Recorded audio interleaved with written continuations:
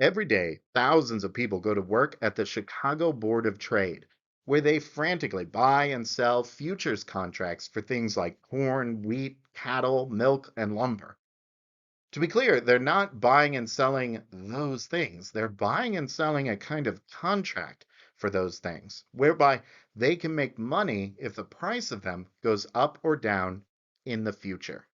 A futures contract is a legal agreement to buy or sell a particular commodity, asset, or security at a predetermined price at a specified time in the future.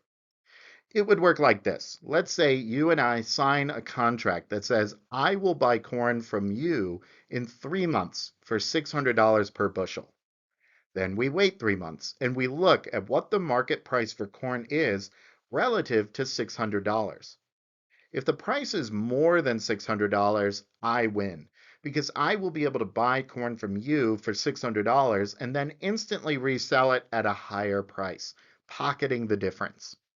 If the price is less than $600, you win because you can just buy the corn at the lower market price, and now I'm required to buy it from you for $600 and you pocket the difference. Futures contracts are a kind of speculation, which is the attempt to profit from future price changes. Speculators try to buy low and sell high. That's it. And for every winner in speculation, there's an equal and opposite loser. Wall Street is often derided for not really contributing to society because it's engaged only in speculation. I've seen lots of people make comments like this one. Wall Street doesn't fly any planes or raise any corn or do anything else in the way of producing products and services. This was a comment on an article by a Cornell law professor who was making the case that Wall Street doesn't provide anything valuable to society. But is that true? We looked at how changes in expectations can impact the price of a commodity like oil. If demand for oil is expected to fall in the future, it means the future price of oil will be lower than it otherwise would have been. And that's going to encourage producers to increase the supply of oil now, hoping to increase their profits in the long run. Speculators are the key to this process. By speculating in the future price, they have the effect of moving resources through time to the point where they will be valued the most. In Haiti, there's weak economic institutions, and markets routinely fail to reach equilibrium. As such, loggers have cut down almost all the trees there. But the bordering Dominican Republic has maintained strong institutions of property rights and free markets, and there, firms have incentives to use their resources wisely.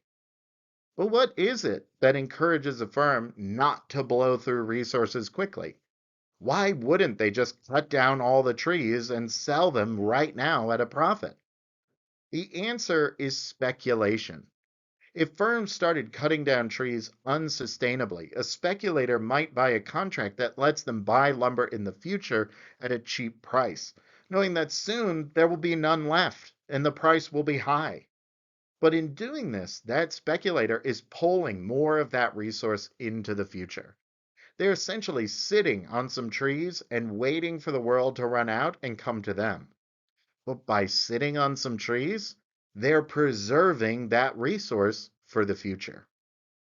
When speculators buy and sell things like futures contracts, they're participating in a market which is setting the expected price for the future. Each speculator brings with them information about a commodity which might impact its future price. They may be looking at related markets or something else. All of that information from every speculator is aggregated into a market price for futures contracts. Just as markets aggregate information about resources and opportunity costs and complements and substitutes into one price which maximizes consumer and producer welfare, markets can also aggregate information about the future into the best possible prediction of how it will go. And those prices can serve as a guide for producers whose products take a long time to come to market. A farmer would love to know the price they'll get when they sell their crop, when they plant the seeds. And futures markets actually let them do just that so that they can make the best decisions possible. Markets for futures contracts are very good at seeing into the future. No one person has enough insight to know what will happen, but collectively we do. The economist Richard Roll found that the futures price of oranges was so sensitive to the weather that it could be used to improve the forecasts of the National Weather Service.